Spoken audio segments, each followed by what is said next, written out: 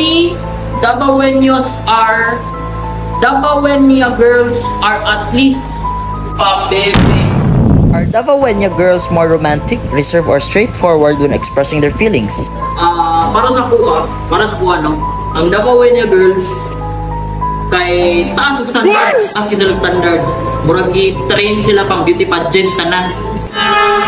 Ka pang IG post, imong nawong di pang IG post, murag out yun ka na sa draft pics nila. Bro, what do you mean by high standards? Bro, ang Davaoeña girls, kay pang aesthetic kayo. Ilang dapat ka gwapo, dapat Instagramable ka, daghan kag followers. Kung di ka pang soft boy feed, wala kay chance. Wala kang chance, wala kang talagang chance. So if there will be a speed dating event in Davao City, would you participate? Depende sa crowd, Kung ang mga Davaoeña girls kay puro nag-expect og K-pop, level up pa. Pass lang ko bro. Ilikay. Pwede mag-change mic? Pwede. What is your advice for Davao boys?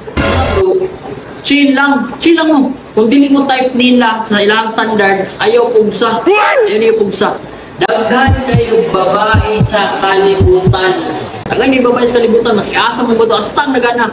Kung di mo gusto maghabol-habol ana sa ilaha, ayaw habula. Pero willing mo, hala, bukod lang. Kung mo mga Davaoeña girls, sige, if you have the chance to date outside of the city, go ahead. Wow! Travel and explore the world.